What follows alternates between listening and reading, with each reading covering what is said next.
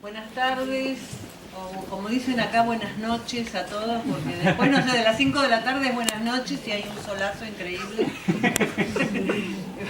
Buenas tardes a todos y bienvenidos finalmente al primer evento del programa de escritura creativa en español de NYU y del King Juan Carlos Center, la serie de poesía que venimos llevando hace mucho tiempo.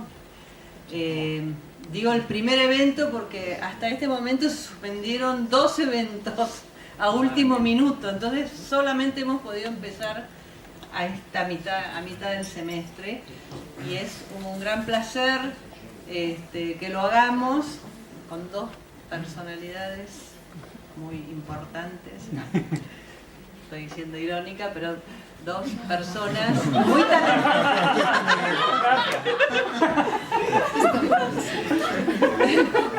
2 personas muy talentosas que han llegado a New York para cumplir con misiones sí muy importantes en este caso, ¿no?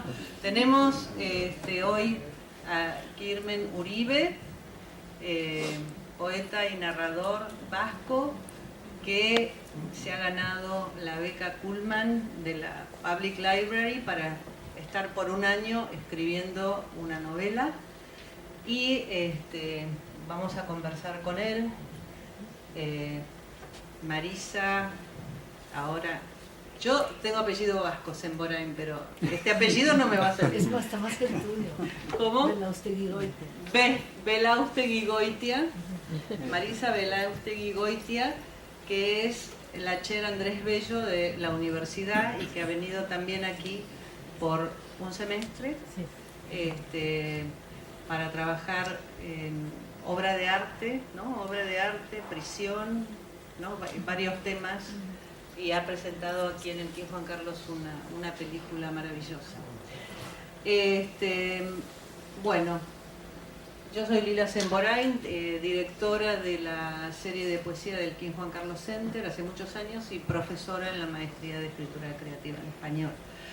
Y en el contexto de esta maestría nos interesa siempre hablar con escritores que traen como proyectos diferentes, experimentales. Y esta es la segunda vez que tenemos alguien que viene del País Vasco. Un año organizamos junto con el PEN Festival un programa que se llamaba Hablar en Lenguas y vino una poeta, Teresa Irastroza, que leyó sus poemas en la lengua vasca en combinación con Odi González, que leyó en quechua, digamos. Entonces era como que estábamos haciendo esa conexión de lenguas supuestamente subalternas y sin pasar por el español, que nos pareció como muy interesante. Pero bueno, acá tenemos a uno de los participantes de la maestría, Diego Chavarri, que va a presentar a las personas, a los autores. Bueno, más o menos ya han presentado Lila un poco a todos, pero tenemos las tres personas que van a conversar hoy. Lila Semborain, que es poeta y crítica argentina, es autora de varios poemarios, entre ellos Malvas Orquídeas del Mar, en 2004 publicado, y Materia Blanda, y forma parte del grupo de profesores fundadores del MFA en escritura creativa del que yo participo. Y María Isabel Belaustegui-Goitia es doctora en estudios étnicos, con énfasis en estudios de la mujer, la raza y la sexualidad. Es profesora de la Universidad Nacional Autónoma de México y este año es profesora visitante bajo la cátedra Andrés Bello, aquí en el King Juan Carlos Center. Por su trabajo en el desarrollo de los estudios de género en la universidad, recibió en 2009 el premio Omecigua. Omecigua. Todo lo mío es de complicado. Omecigua,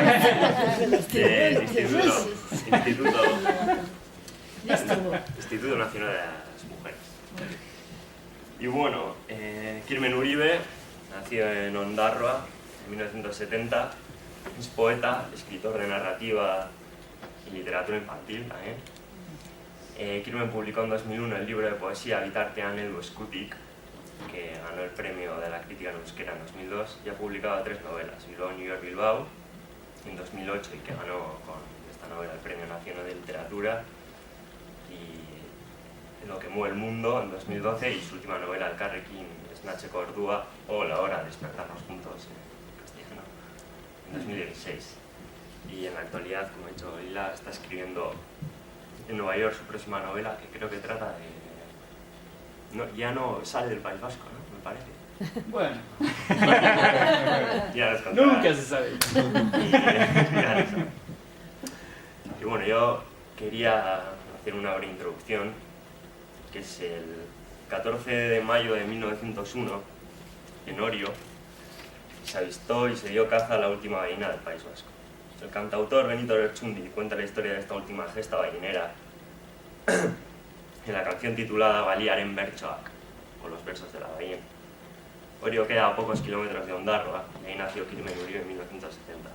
No sé cuántos de los que nos acompañáis hoy estaréis familiarizados con las particularidades del País Vasco. Creo que por aquí unos cuantos. Pero desde luego es el euskera, una lengua que hunde sus raíces en la prehistoria y que junto al castellano es el medio para la escritura de este autor, quizás es lo que más lo distingue. Pero también, sin duda, no es menos conocida la relación de los vascos con el mar. Kirmen Uribe, por ejemplo, viene de una familia de pescadores. He elegido la canción de Lertxundi para situar su obra, porque desde luego este hecho, con el que curiosamente arranca el siglo XX en Euskadi, señala que desde aquel día los vascos, que habíamos sido balleneros, pescadores, navegantes, además de más cosas, pero íbamos a ir poco a poco separándonos de nuestro origen. Con la industrialización, los navegantes de Ondarroa, de Orio y de tantos otros pueblos costeros se acercaron a la ciudad y las fábricas les quitaron, entre otras cosas, esa identidad marinera. Luego llegó la guerra y después la dictadura, 40 años y otros 40 años de terrorismo. Y a uno le da que pensar, si no habrá sido ese mirar afuera que el mar nos había inculcado durante siglos y que nos fue arrebatado de pronto, también una de las causas para tanta desgracia. La literatura de Kirmen Uribe está repleta de vascos que por los motivos anteriormente señalados tuvieron que zarpar. Ricardo Bastida, el arquitecto, y el pintor Aurelio Arteta en Bilbao, New York, Bilbao, el trompetista Letamendi y su mujer Carmel Urresti en La hora de despertarnos juntos. Dos personajes históricos a los que no les queda otro remedio que marcharse, y el relato fragmentado de sus vivencias que sirven a Uribe para construir una memoria de los vascos y del siglo XX, pero también para plantear preguntas y dejar sobre todo constancia de que, al igual que con la mar, la existencia no puede ser siempre gobernada.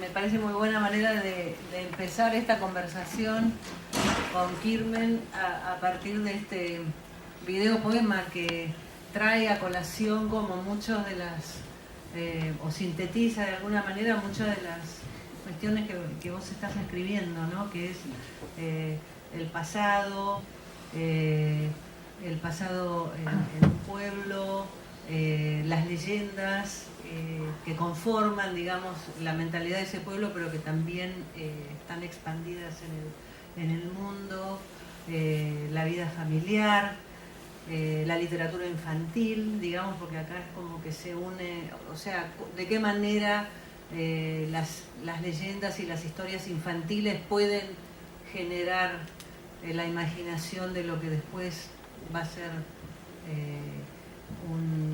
una profesión, digamos, ¿no? La escritura, de qué manera como eso se abre. Entonces, el tema de la pesca también y la relación con el mar, fundamental. Me encantó la imagen del brillo de las escamas de la merluza, súper intensa, digamos, con imágenes muy, muy lindas. Así que contanos un poco cómo se relaciona tu poesía también con tu otro trabajo que estás haciendo de narrativa, ¿no? Bueno, hola, ¿qué tal? Encantado de estar aquí en Nueva York, en Washington Square, con vosotros.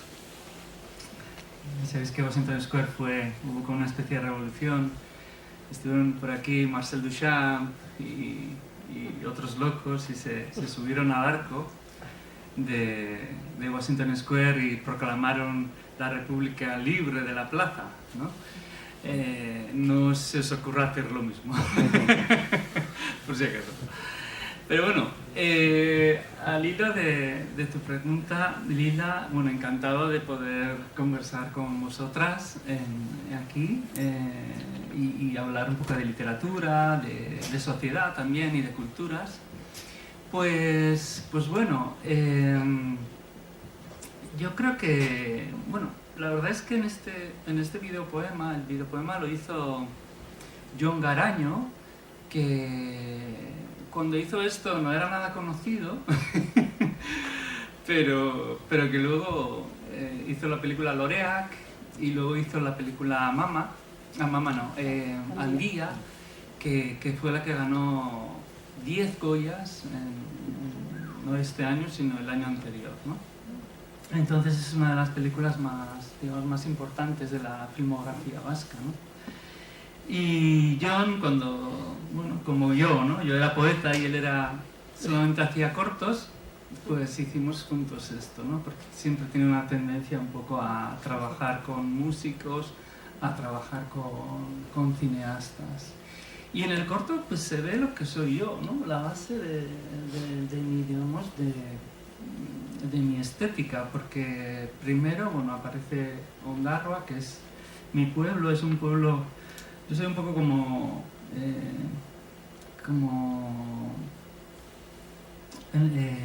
¿cómo es este? Ahí, Insumiso. sí, yo soy bastante insumiso. No, a ver, una persona que vuelvo mucho, ¿no? a lo que viví de niño, sí.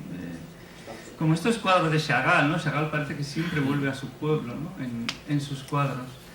Pues yo también, pero ya os daréis cuenta que no es el pueblo en que nací no es un pueblo típico, digamos, de visión de lo vasco, que es todos hemos visto estas praderas verdes, es un poco una especie de Irlanda, pero más abajo, ¿no? Más al sur, con praderas verdes, ovejas blancas y gente bebiendo cerveza, por supuesto. Pero esa imagen idílica de montañas verdes, esa yo no la viví. Yo soy más de la costa y lo que he vivido es más esa manera de ser marina, ¿no? Una manera de ser mucho más canalla, digamos, no sé. La gente de mar vive muy al día, viaja muchísimo. Los puertos son unos lugares donde se conversa mucho, donde todas las diferentes, ¿no? Tradiciones llegan allá, gente de fuera llega allá a trabajar. También la cultura llega desde los puertos, ¿no? Los libros, las películas, en una época venían, ¿no? de los puertos. Entonces, bueno, provengo de ese ámbito y luego, como se ve en el corto, pues aparezco yo explicando lo que es el poema, y eso también es una constante en mi literatura, porque hay trasuntos míos que aparecen por ahí en las 3 novelas. No soy yo, porque bueno, al final juego con la noción autorial, ¿no? Me gusta jugar con eso, me gusta un poco llevar al autor desde esa posición de seguridad, de comodidad que tiene fuera del texto a dentro del texto, y ponerlo un poco ahí a jugar, digamos, ¿no? entre comillas. Luego está la imaginación del chaval que aparece ahí, está la ensoñación, está la fabulación, que es muy importante en literatura, y luego está lo que hacen los autores, que es representar lo real, ¿no? Que es también una corriente que yo sigo bastante. La primera novela, bueno, luego si queréis hablamos, pero es más como un poema largo, no sé. Y las novelas posteriores son mucho más de una factura mucho más clásica, digamos. Pero volviendo a tu pregunta. Por eso sos narrador. Sí, a mí la poesía, lo que me ha enseñado muchísimo. Fui un lector de poesía desde muy joven y me ha enseñado a escribir novela también. ¿Sabes por qué? Porque un poeta elige mucho las palabras, construye sus composiciones frase a frase. También se fija mucho en la musicalidad del texto, en el ritmo del texto. Y yo creo que también la prosa debe tener un ritmo, una música, si no se cae. Claro. Y me ha enseñado la poesía a construir, a construir las novelas de otra manera. No de una manera lógica. Se nota mucho. Sí, no de una manera lógica, sino de una manera mucho más intuitiva, si quieres, mucho más teniendo en cuenta el azar, otras cosas, ¿no? que un poco ilustran cómo piensa la mente humana, que no es tan lógica, que no es tan racional, que no es tan ordenada. Muy bien. Como hablas, que lo importante es la emoción, ¿no? Sí. En una parte de tu... Le pregunto. Sí. Lo importante es la emoción, ¿no? Eso lo dices en alguna de tus... hacia la mitad de la novela, pero yo quería que nos dijeras más sobre esta clave poética, porque creo que la forma de extraer tu verdad y tus verdades y tus dilemas, porque creo que es una novela de dilemas que... ¿Cuál novela es? Perdón, Bilbao, Nueva York, Bilbao. Yo quiero hablar sobre la primera, que es la del premio de literatura vasca y el premio nacional. O sea, le dan el premio de como si en los Óscares te ganaras a la película extranjera y te ganaras además la mera, ¿no? Sí. Se ganó las dos, ¿no? Entonces sí es una novela en clave poética. El principio es muy bonito, el principio tiene que ver con los anillos y con el tiempo, y compara los peces con los árboles, con los anillos que tienen los árboles y los anillos de los peces, más uno que es el anillo que se come el pez. Y a ver, aquí, tomando lo que acabas de decir, a mí me parece que es una novela hecha de gestos. El símbolo del gesto es una cosa súper poética, ¿no?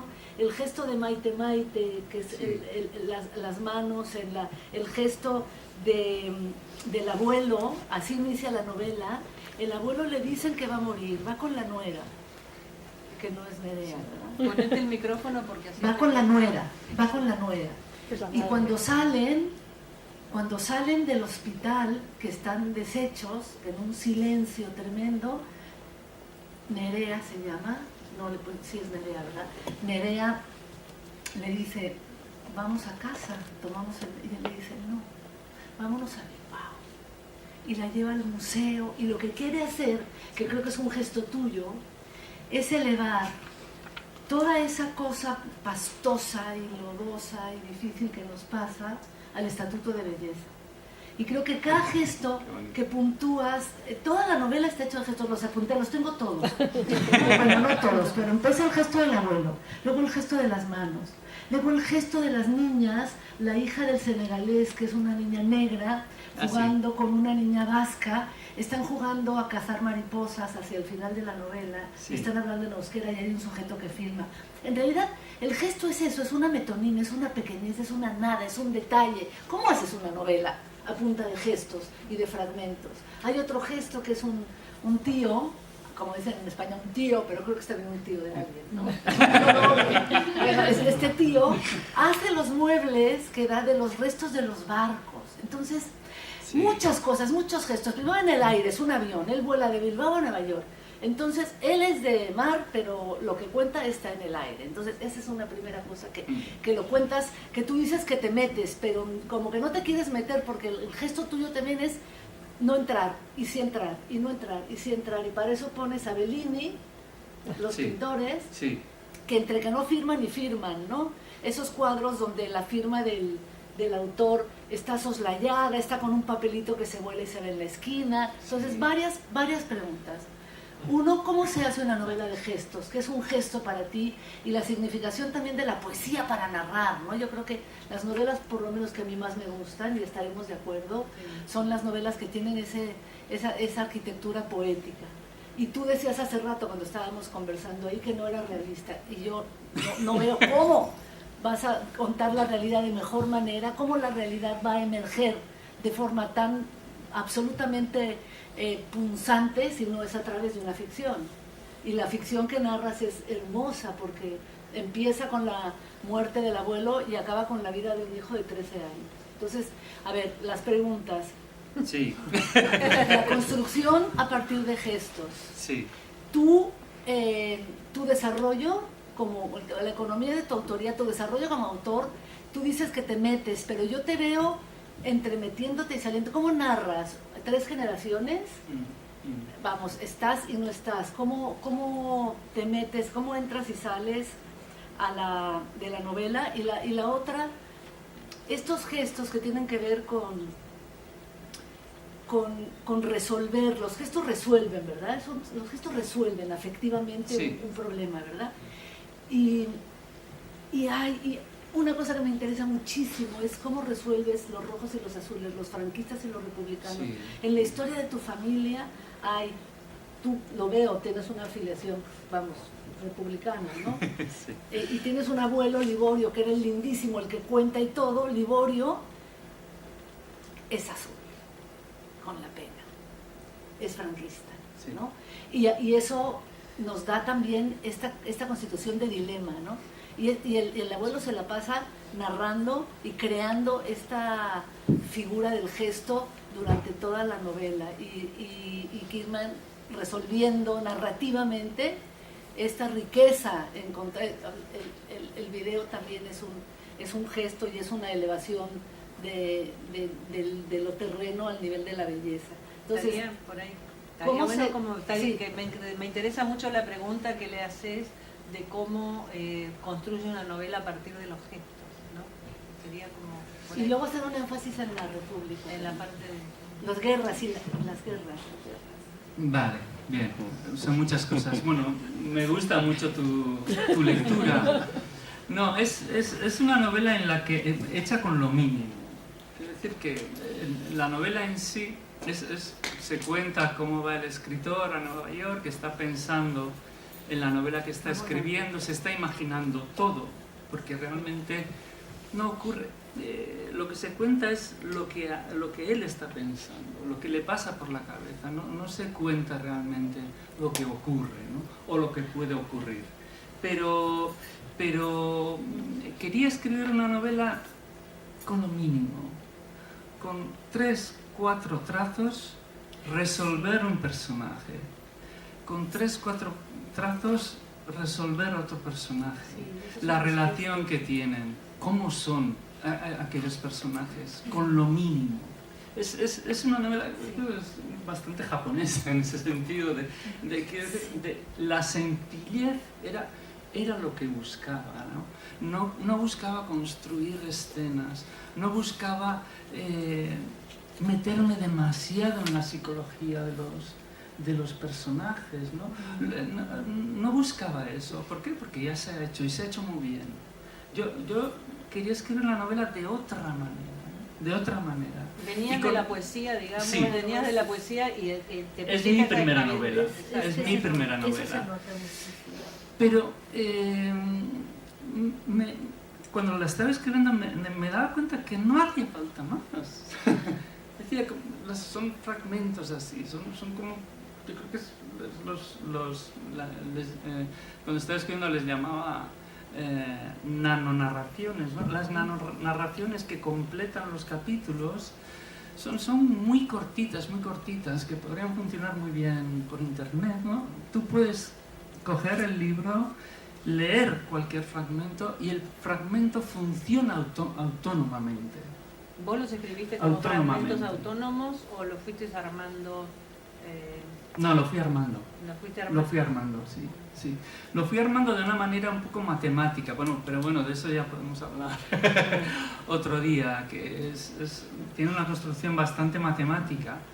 pero lo fui armando. Pero lo que quería es que los capítulos estuviesen construidos con microrelatos que luego funcionasen autónomamente y que tú pudieses escoger un relato del capítulo 3, ponerlo en el 30 y funciona igual. No es cronológico, ¿no? Hay una lógica... Sí, hay una lógica cronológica. No hay una cronología. Eso es. ¿Cómo? Una lógica como simbólica o poética, sí, pero no es temporal, ¿no? No. hay un Bueno, tiempo lineal. a ver, digamos. quiero decir, hay una cronología del viaje, porque el viaje Eso empieza en sí. Bilbao y acaba en Nueva Aéreo. York. Eso sí. ¿Por qué el viaje también? Porque no quería situar la novela en un lugar, la quería situar en un no lugar, encima del mundo en el que trabajó mi padre durante 30 años de su vida, casi 40 años, en el Mar del Norte. Justo el avión pasa por encima a una velocidad increíble, ¿no? Y allá trabajaba mi padre de una manera artesanal durante horas y días que pasaban allá, ¿no? Y bueno, yo creo que está muy bien lo que has dicho, que es una novela construida con gestos, porque con un gesto puedes decir todo, ¿no? Y respecto al abuelo, es que yo creo que esto es algo natural. Pasó y en España también, ¿no? En cualquier familia había gente de los dos bandos. Y además esto creo que volvemos otra vez, y esto, bueno, luego si quieres en las preguntas hablamos, ¿no? Pero estamos volviendo otra vez a enconarnos, ¿no? Sí. En la política española, pero la gente lo que quería poner claro es que la gente soluciona mucho mejor los conflictos que los gobernantes, muchísimo mejor. La gente es muchísimo más inteligente Algunos, que los gobernantes. Entonces, en toda la novela se busca la conexión entre diferentes. La primera frase de la novela es: esa me la quitaste. los peces y los árboles se parecen. Sí. Eso es lo que se quiere. ¿Por qué se parecen? Es la pregunta. Bueno, pues hay un nexo entre ellos, Claro. ¿no? ¿Por qué? Porque los árboles tienen anillos y los peces también tienen anillos en sus escamas. Entonces, buscaba eso. Claro. Buscaba la los conexión. Y los republicanos también. Sí. Y Arteta y el otro. Y la inmigración, que está muy presente. La inmigración, que está muy presente en los migrantes, aparecen en la novela constantemente, ¿no? Y el exilio. ¿Qué es ser de aquí? ¿Qué es ser de allá? Sí. ¿Qué es el concepto de casa?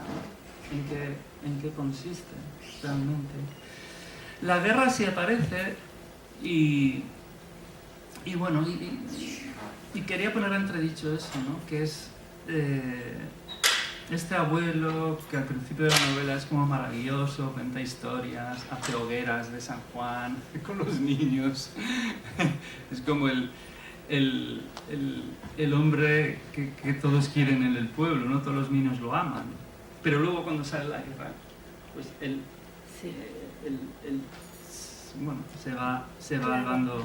Pero cuando está en la franquista, cárcel, ¿no? también, por eso es que estás todo el rato en dilemas, ¿no? Sí.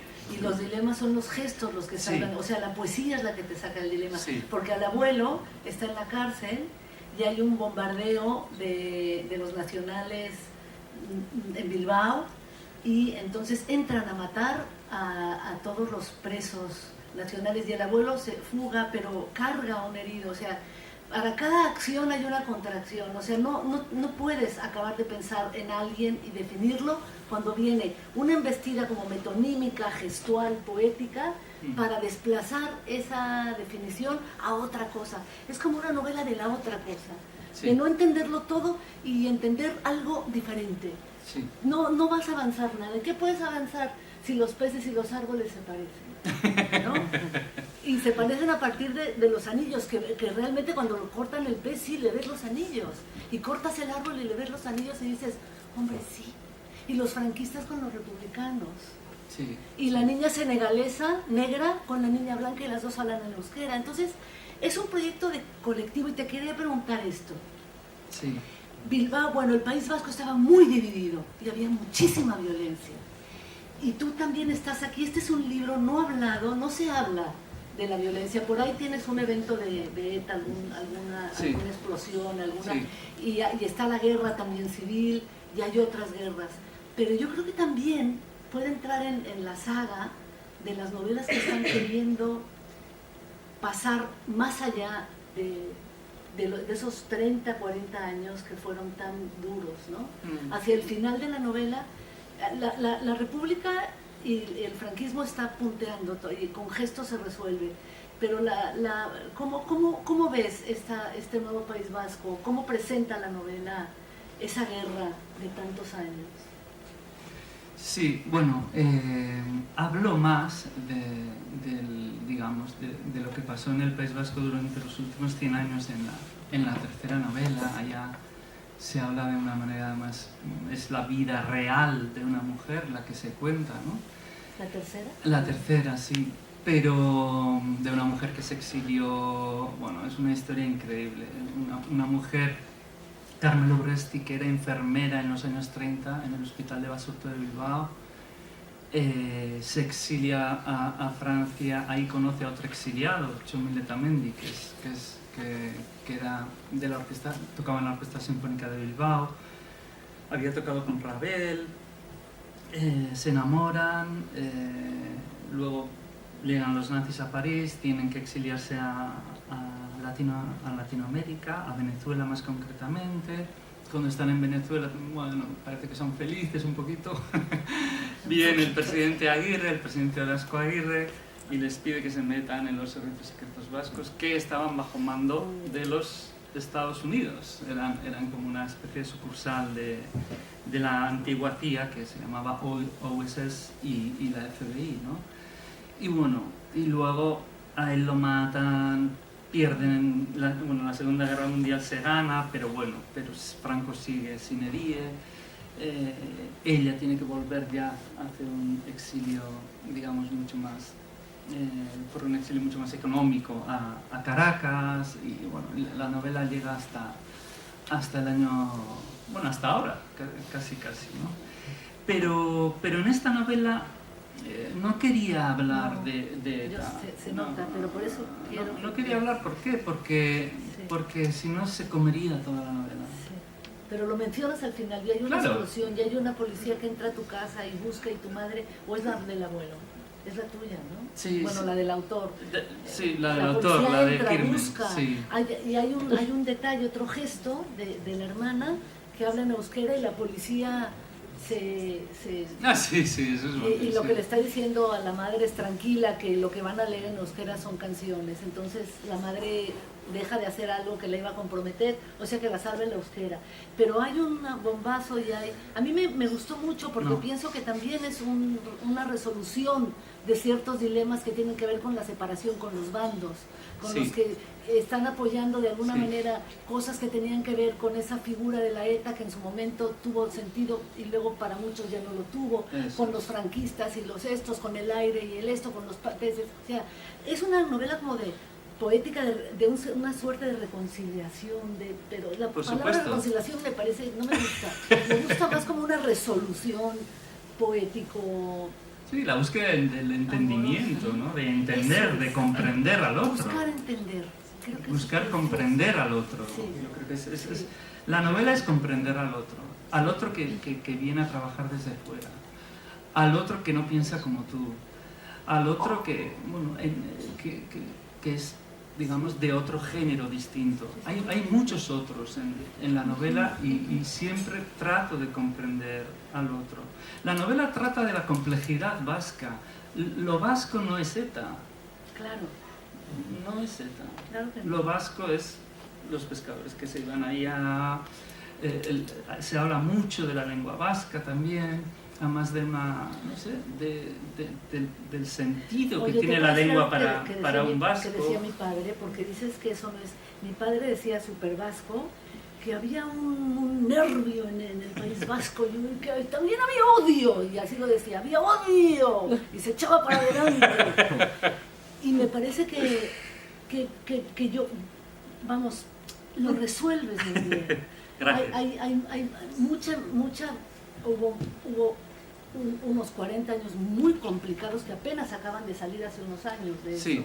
Y esta es una novela así que reconcilia y que ofrece un País Vasco que tiene una potencia y donde el euskera tiene un lugar también muy estratégico, ¿no? Sí, muy importante. Yo creo que se habla de muchísimas cosas. Se habla de cómo piensa un vasco o una vasca en el siglo XXI, es eso. Y en ese pensamiento o en ese vivir cada día, pues hay de todo. Hay de todo. Hay un niño que tu hijo no es biológico. Hay muchísimos temas que se tocan. Está el amor. Están los abuelos que eran de dos bandos diferentes, pero que luego se ayudaban cuando uno estaba enfermo, porque eso pasaba también. Claro, y adoptaban a los hijos del enemigo que les mandaban y se quedaban a vivir en sus casas. Se habla de pintura, se habla de cultura, se habla de literatura, se habla de la se habla de la lengua vasca, pero de una manera muy natural también.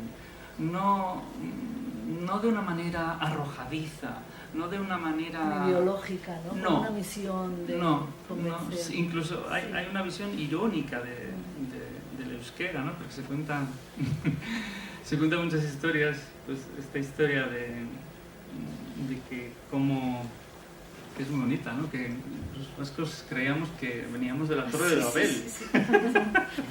Que uno de la Torre de Babel de repente paró en Donosti, vio los pinchos y dijo, me quedo. No, y otro que se inventa un poema de la Bijamel. Eso, se inventa un miocid, el cantor de miocid. Que no es lengua porque no tiene cantares. Y uno dice, venga. Vamos a hacer un miocid. Y hace un miocid en euskera. Que luego resulta que era, bueno, ya que estáis estudiantes, era un estudiante que estaba en París, que lo hizo bastante bien por ser un estudiante de universidad que reconstruyó. Quieren un cantar en euskera. Un cantar, ¿no?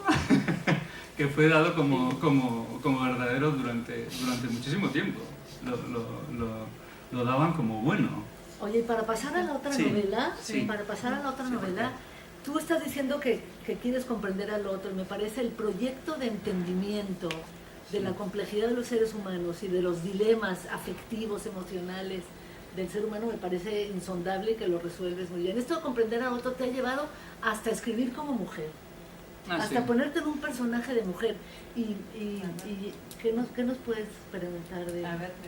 Sí, Lila. Vamos. La segunda. Bueno, ahora vamos a pasar al trabajo que Kirmen está haciendo ahora. Sí. Nos ha dado, me ha dado a mí para leer un manuscrito que está en proceso todavía, ¿no? Sí. Sí. Así Muy que, en proceso. está en proceso y bastante valiente, digamos, ¿no? Sí. De presentar un trabajo en proceso y me pareció interesante. Bueno, el proyecto, tengo como varias preguntas, ¿no? Pero este proyecto que está narrando de alguna manera una investigación que lleva a muchos, a través, digamos, o de esos gestos o de analogías que se van presentando en la investigación, lleva a una reconstrucción también del pasado de la narradora en el mundo vasco y en el pueblo, pero esta narradora está en Nueva York, en la biblioteca de Nueva York, haciendo una investigación que es a su vez una investigación que vos estás haciendo en este momento. Sí. Entonces, primero te quería preguntar, ¿este proyecto se te ocurrió antes de venir a New York o lo fuiste armando ya cuando estabas acá? Lo pensé antes y bueno, Qué raro lo que está pasando, ¿no? Soy raro, ¿no? ¿Querés este? ¿No? Un poco más lejos. A ver, más lejos. Un poquito más. Más lejos. Ahí. Bueno, no, lo pensé hace bastante tiempo, hace 2 años. Ajá. Y luego apliqué para la beca Kuhlman, me la dieron y pude venir aquí para para realmente estar encima, ¿no?, del proyecto de investigación. Si no, me hubiera resultado bastante difícil, tendría que haber venido aquí, bueno. Pero la historia es la historia de un libro inacabado. Es un libro que una bibliotecaria de Nueva York, esto es real, estuvo escribiendo durante 50 años. ¿De qué trataba ese libro? Ese libro trataba de su jefa, entre comillas, su amiga, su amante tal vez, no lo sabemos realmente, que fue una sufragista húngara que vino aquí a Nueva York a vivir, bueno, vino a vivir en los años 20, huyendo de Hungría, ¿no? Entonces, la vida de la sufragista es increíble, tiene una vida increíble. Bueno, era feminista, era pacifista, estuvo sufragista, sí, pero bueno, montó un barco aquí en Estados Unidos para ir a Europa en plena Primera Guerra Mundial, para tratar de convencer a los gobernantes de que parasen la guerra. Habló con Wilson, luego todo salió mal, como todos sabemos, porque la guerra no se paró. Incluso Estados Unidos se metió. Y luego en el periodo de entreguerras fue odiada, una persona muy odiada, que cayó en el total olvido.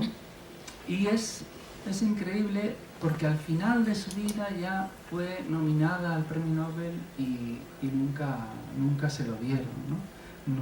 No se lo dieron. Pero esta vida de otra persona, yo creo que a mí me gustan estas personas que siempre están como cruzando fronteras, ¿no? Pero fronteras no solamente físicas, ¿no?, sino ideológicas, de pensamiento, de sensibilidades sexuales, de todo. Entonces, esta persona es increíble porque era una persona, ella se sentía feminista, pacifista, pero aquí, aunque había huido de Hungría por el régimen comunista de allá, y la querían matar allá, había huido, aquí era considerada como comunista también. Y nunca le dieron la ciudadanía estadounidense por eso, porque era una persona muy sospechosa. Tuvo un juicio, estoy contando toda la novela, pero da igual. Pero lo que pasa me encanta. Tuvo un juicio por la ciudadanía. Le preguntaron, ¿defenderás a los Estados Unidos con las armas? Y ella dijo, no. Ni a Estados Unidos, ni a Hungría, ni a ningún país del mundo. Y nunca le dieron la ciudadanía. Es que tiene una vida increíble, vale. Y su secretaria, amiga... Esta es la parte que es fascinante también. Quiso montar una biografía, escribir una biografía de esta señora, pero nunca la acabó. Eso es lo más literario, lo más maravilloso. Estuvo 50 años trabajando. 50 años escribiendo un libro. Nunca la acabó. Entonces, lo que hay en la biblioteca son fragmentos de ese libro, pero fragmentos con diferentes formatos, digamos, ¿no? Hay, pues, capítulos escritos no una vez, sino varias veces. Están todos sus apuntes. Hay grabaciones en cintas con su voz contando la historia de la sufragista y de ella misma. Hay artefactos, hay objetos, cámaras, videos. Todo esto está en 176 cajas que yo voy abriendo. No me preguntes en qué caja voy. ¿Vas por orden? No voy por orden. Porque eso es otra cosa, no voy por orden. Está bien, me imagino. No voy por orden. Insumiso, eso es. Y lo que estoy haciendo es abrir esas cajas y ver a dónde me llevan a mí. Entonces me inventé un personaje que es una mujer que está aquí haciendo una investigación, bueno, da clases en una universidad de aquí, de Nueva York, y está investigando sobre esta mujer, pero ella es vasca. Entonces lo que hago es contar su niñez, su adolescencia, su juventud, la relación que tiene con su mejor amiga, una relación larguísima de 40 años. Entonces ella está aquí trabajando y también le viene a la mente pues, todas estas cosas. ¿Por qué elegí una mujer? Pues porque me sentía mucho más libre. Me sentía mucho más libre creativamente. Y me apetecía ponerme ese reto, ¿no? De ponerme en la mente de una persona que yo podía haber conocido, pero que nunca conocí, y reconstruir mi pasado o nuestro pasado, y pues mediante su punto de vista. Es increíble porque conocéis el Summertime de Coetze, no sé cómo se dice en inglés. ¿Cómo? Sí. Yo creo que hay que hasta yo creo que se hacen hasta concursos para ver cómo se pronuncia. Nadie sabe pronunciar. El premio Nobel sudafricano, bueno, en fin. Él, en Summertime, lo que hace es contar su vida desde diferentes perspectivas. Él ya se ha muerto, se imagina muerto, y hay entrevistas, hay diferentes personas que hablan sobre él, ¿no? Entonces, en esta novela, yo aparezco también por ahí de refilón. Es como estos directores de cine que... no, que aparecen por ahí. Y un cameo. Y bueno, y la verdad es que estoy disfrutando muchísimo. La novela va como un río, no es una novela muy ordenada, digamos. No es una novela muy limpia. Por lo que más o menos fui leyendo, que fueron las 3 primeras capítulos, lleva una cierta cronología o paralelismo en las historias que se van narrando de la narradora con su amiga, con la amiga, y va de infancia. Hay como una cierta cronología, pero está todo hecho a partir de conexiones o no sé, por ejemplo, los ojos azules del hermano llevan a otros ojos azules. Entonces, lo que es interesante, bueno, por un lado, mi pregunta era cómo te sentís, y lo dijiste un poquito, pero para entrar dentro de una voz femenina, digamos, en este momento que es tan polémico poder entrar en la voz del otro, digamos, ¿no? Pero solamente entonces como asumir una voz desde lo femenino, porque a mí me parece que, por ejemplo, cuando se entra dentro de la investigación y aparecen las voces, aparecen citas, digamos, de la secretaria, digamos, ¿no? Aparecen como muchas citas de la secretaria, ahí aparece como una voz femenina de una escritura desde lo femenino, digamos, o desde la mujer. Y entonces, ¿cómo hoy en día podés como entrar dentro de esas sutilezas o contradicciones también, ¿no? Que hay desde lo femenino? Porque la narradora habla de su relación con sus amigas y ¿cómo lo pensás a eso? Bueno, yo creo que es lo que tenemos que hacer todos los hombres, ¿no? Tenemos que pasar por ese ejercicio ahora mismo de tratar de pensar como mujeres. Yo creo que es algo que tenemos realmente que hacer, ¿no? Si no se va a lograr la igualdad nunca. Y por otra parte, me he puesto un poco serio, pero por otra parte me apetecía mucho más meterme en la mente de una mujer. ¿Qué significa pensar como mujer para ti? ¿Qué significa? No sé, lo voy descubriendo poco a poco, ¿no? No sé, no me pongo en modo mujer tampoco, me pongo en modo persona de una que tiene que investigadora. cuidar a los muertos y a los vivos, que tiene que dar de comer, o sea, te pones en las tareas, en las ejecuciones, en los dilemas, en cómo se relaciona, las relaciones que ha tenido, la relación con su amiga, en todo, en cómo la han educado, en cómo la han marginado, en todo, en el trabajo, en todo, en las trabas que ha tenido para venir aquí, a Nueva York, para llegar a ser profesora y llegar cómo aquí sabes? A Nueva York. ¿Cómo sabes todas esas cosas? ¿Cómo las sabes? Claro, porque ¿cómo te imaginas esa serie de contradicciones, digamos? Tus estrategias. Porque os escucho. Es un libro que Escuchar. No va a ser polémico, no va a ser nada polémico. No, te lo digo. Porque os escucho. Porque Le tenemos que preguntar a Nerea. No, os escucho y yo, la verdad es que he crecido con mujeres. Mi infancia está llena de mujeres, son solo mujeres. Mi padre estaba siempre fuera y mi abuelo y todos estaban siempre fuera, en la mar, estaban trabajando, si no en el bar, ¿no? Entonces, yo estaba con mi madre, mis tías, mi hermana. Ellas son las que me contaban las historias, estas historias. Ellas son las que me apoyaron para ser escritor. Ellas son las que me enseñaron a ser una persona, digamos, abierta y libre, ¿no? Entonces, no sé, yo creo que me he fijado mucho, ¿no? en las mujeres y eso ya sale, fluye, ¿no?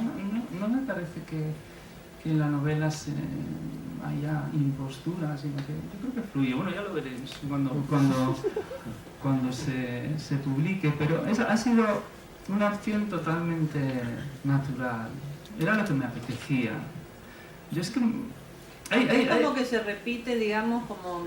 Es como que hay dúos, es como distintos dúos, eso, digamos. Sí, ¿no? eso es importante también. Sí, como que tenés esos dúos de mujeres, varios, me parece, ¿no? Sí. Entonces,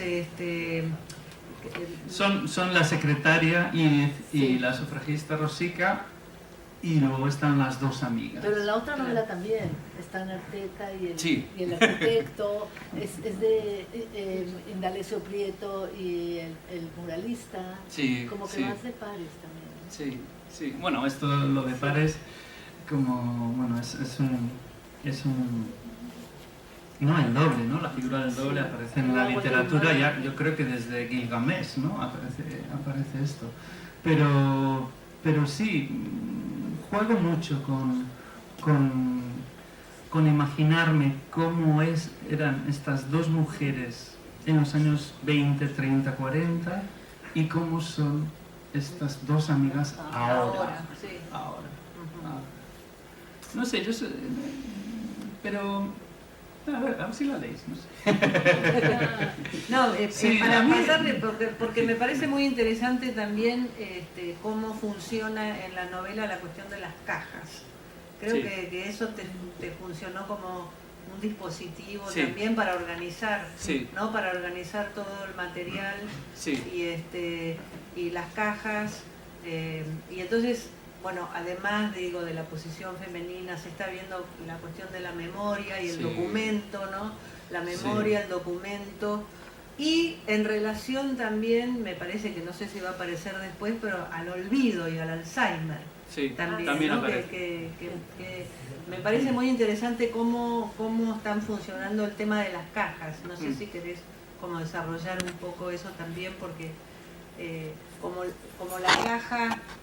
No sé, lo veo como esa caja que uno se abre, es como un elemento que no sé si será un cliché o no, se me está ocurriendo ahora, pero es algo como femenino, ¿no? Como que guardar cintas adentro de las cajas o están en la biblioteca, obviamente que son cajas de la biblioteca, ¿no? Pero eso de abrir una caja y que haya sobres y no sé, cómo no sé muy bien lo que te estoy preguntando, ¿no? Pero el tema de, no sé, hablame un poquito de la cuestión de las cajas, ¿no? Como en relación también a la cosa del recuerdo y de los feministas. En un momento dado, y esto es real, de la vida de Edith, que era la secretaria, ella empezó a perder la memoria. Imaginaos una persona que ha estado escribiendo este libro, que no se publicó nunca porque era impublicable. Es muy borgiano todo eso, me encanta. Es como, era un libro de 10.000 páginas. Porque quería recoger cada detalle de la vida de Rosica, y eso es imposible. Es todo lo contrario a Bilbao, que es solo gestos. No, Edith quería recoger cualquier detalle, todo, y montar este libro imposible, ¿no?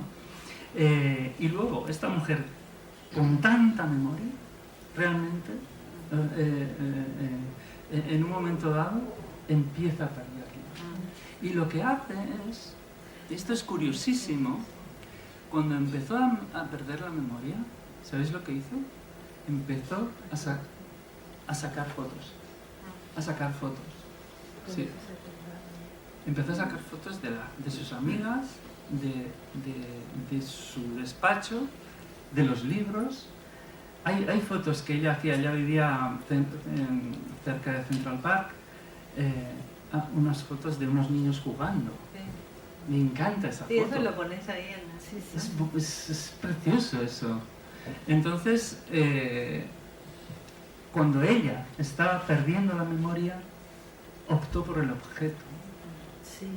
Se fijó en el objeto y confió en que el objeto sí recogería su vida o la vida de muchísimas mujeres que la habían preferido. Delimita, resguarda la sí, sujeto. Sí, y luego está el tema de las cajas que sí, que están llenas de memoria. De una memoria también, yo creo que las épocas son muy parecidas, en los años 20, 30, y lo que estamos viviendo ahora es algo muy parecido. Cómo está creciendo ahora la cultura del odio, ¿no? La cultura de negar al otro, todo lo contrario de lo que hemos dicho. Pues todo esto lo vivieron ellas. Ella, la sufragista Rosika Schwimmer, lo que hizo fue, no tenía la ciudadanía estadounidense, y en los años 30, 38, 39, le escribieron sus familiares desde Europa, familiares y amigas, para pedirles que los trajeran aquí a Estados Unidos. Pero no siendo ciudadana, ella no podía hacerlo. Entonces, con esa caja, wow, yo lloré. Fue increíble, porque hay cartas de su sobrina que le pide que la salve. Y hay cartas de refugiados que le dicen, por favor, Rosika, estoy en París, me dicen que espere un año. ¡Un año! Si están a la puerta, los nazis están ahí. Entonces, toda esa tragedia ahora mismo se vive. ¿Esos son cartas son cartas que están en las cajas o sí. lo narra Edith?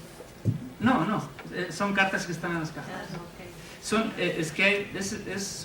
Son documentos que Edith no llegó a redactar.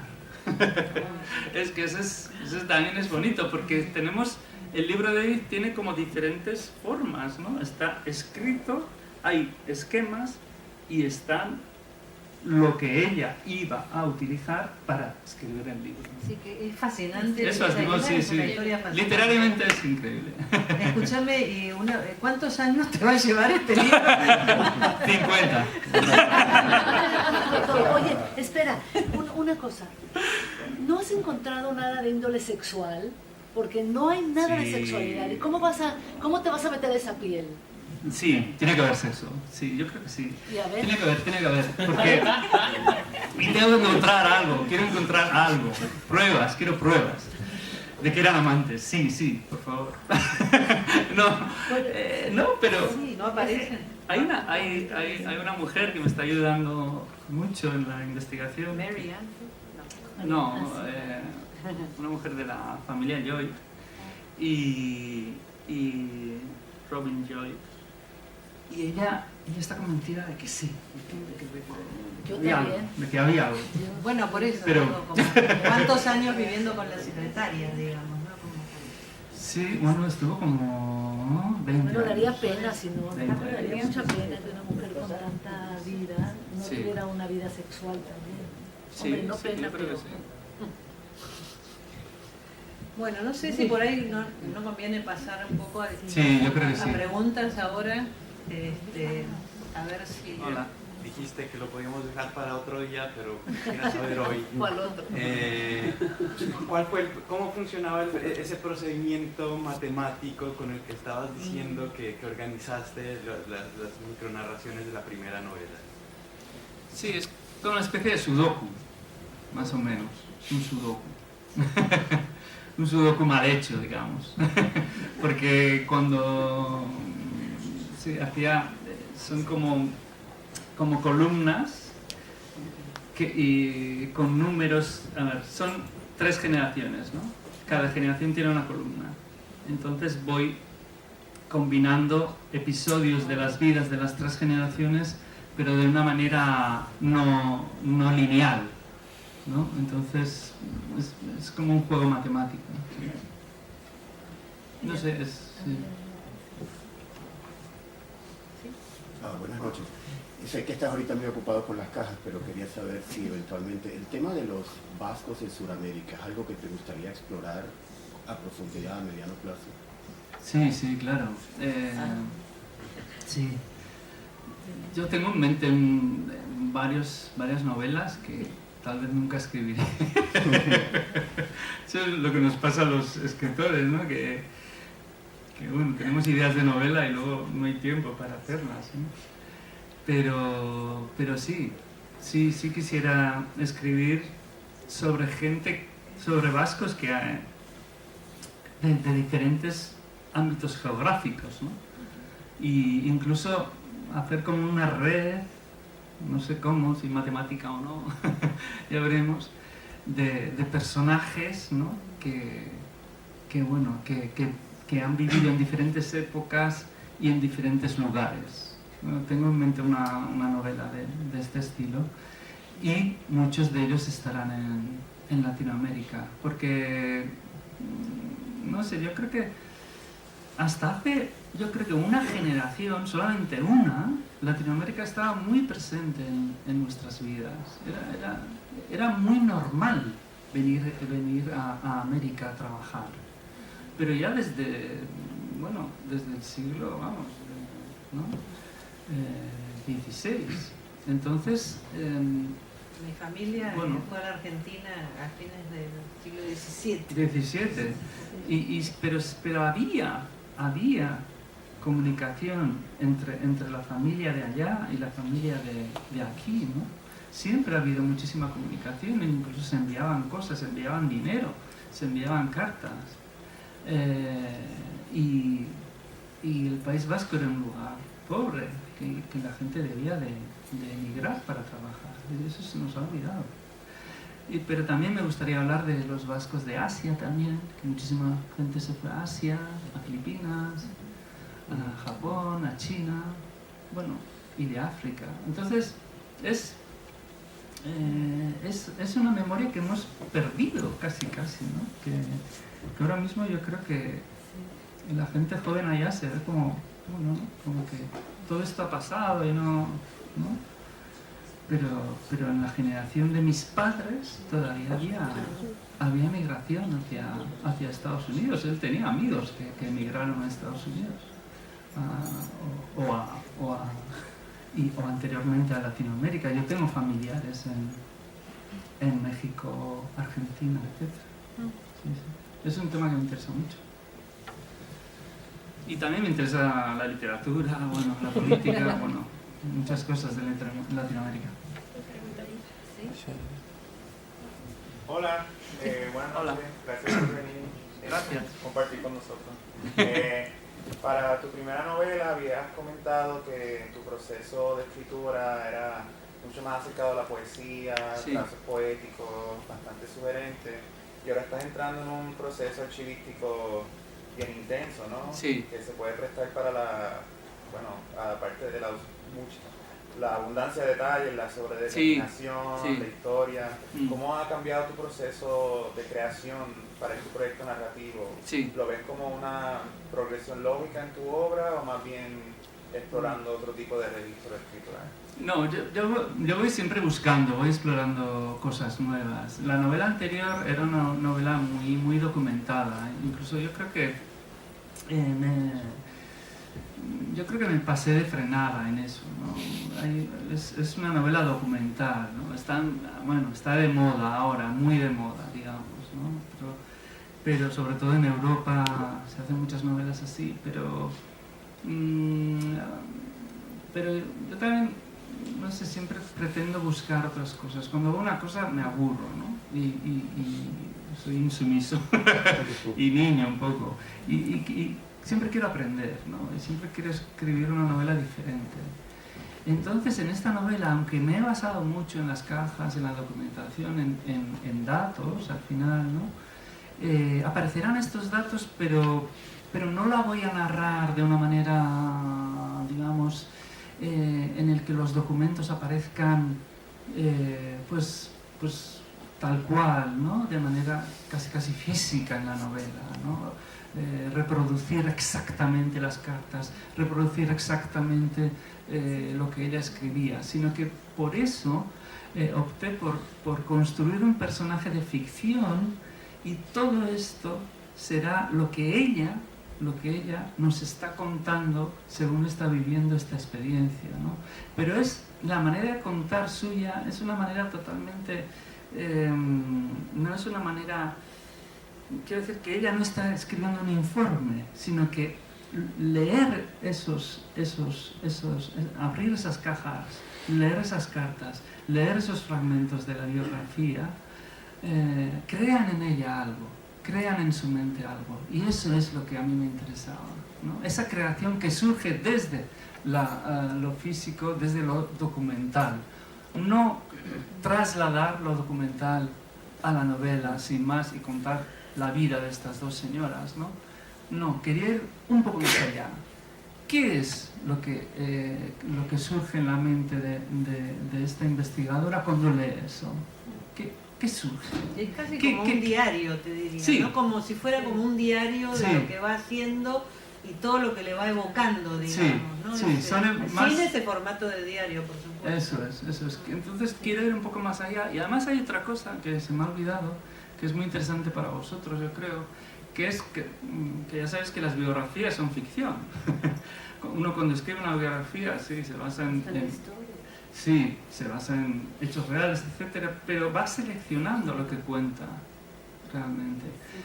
Las biografías son reconstrucciones de las vidas de otras personas y tienen mucho de ficción. Entonces,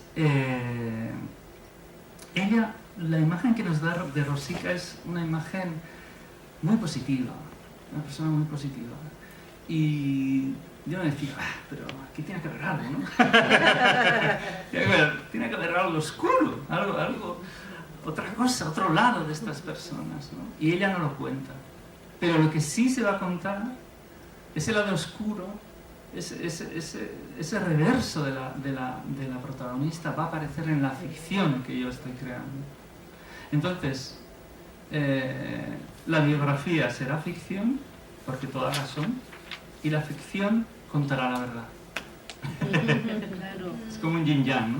Esa cosa oscura se va como anunciando, por lo Sí. menos en la primera parte, Sí. ¿no? Como se va anunciando algo que no sabemos todavía ¿Qué va a pasar? qué va a pasar. Hola, Firmen. Te quería preguntar a ver si, bueno, que ahora parece que aparte de ser buen escritor, te parece como que también tienes que ser buena persona. Sí. Se tiende a juzgar muchas veces la literatura desde un punto de vista moral y a ver qué opinas tú. No, es muy buena pregunta, es la gran pregunta, ¿no? Es la gran pregunta. No, sí. No, yo creo que la literatura es más que eso. No es solamente, no sé, la literatura busca la complejidad. Y cuando uno busca la complejidad no puede ser enteramente buena persona, ¿no? Yo creo que con las buenas intenciones están bien para la política, para la sociedad civil, para las luchas civiles, pero la literatura exige más. Exige la catarsis, exige mostrar lo oscuro, ¿no? Exige mostrar el dolor, las dudas, la maldad también de una persona, para que luego el lector haga su propia lectura. No sé, yo creo que la literatura es al final, es mostrar o tratar de mostrar la complejidad de la mente humana. Yo creo que es la disciplina que más se acerca a eso, ¿no? La filosofía busca la verdad. Un novelista no busca la verdad. No busca la verdad. La música... Porque no hay una, las verdades. El cine yo creo que está bien el cine, pero no llega a la profundidad que tiene la literatura. Y por eso os felicito, porque estáis en este camino, ¿no? Yo creo que la literatura muestra la buena, ¿eh? Cómo piensa una persona, sus lados, un lado bueno, un lado malo, los pensamientos que tiene, que pueden ser pensamientos positivos, negativos, no sé. Yo creo que una buena novela tiene que tener todo eso, ¿no? Si no, no funciona, si no es totalmente superficial. Porque lo que es interesante es el proceso de apertura de las cajas, que va generando como algo nuevo, y después cómo eso encaja, si tenés como una dirección hacia dónde vas a llegar, o se va armando a partir de... Eso es lo que... Sí, no, se va armando. Se va armando. Tengo claro, está clara la vida de las dos mujeres, ¿no? Está claro, tuvieron esa vida y ya está. Pero no sé lo que va a surgir en mi mente luego. No sé cómo van a evolucionar estos dos personajes de ficción. No sé a dónde me van a llevar. Y eso además me gusta. Claro, genial. Sí. Es una cosa que me gusta. Sentirme un poco, pues, ¿no? Perdido. Con incertidumbre. Sí. Con la incertidumbre. Y la novela se va haciendo poco a poco. Es algo que que estoy disfrutando. Aunque luego hay incoherencias que tienes que limar, ¿no? Cuando una vez que acabes la novela, pero bueno, nunca lo había hecho así. Siempre mis novelas son mucho más planificadas, pero esta va a ser mucho más libre. Bueno, ¿alguien más? Bueno, creo que ya podemos dar por terminado. Es muy buena. Muchísimas gracias por estar los dos aquí. Gracias. Ahí,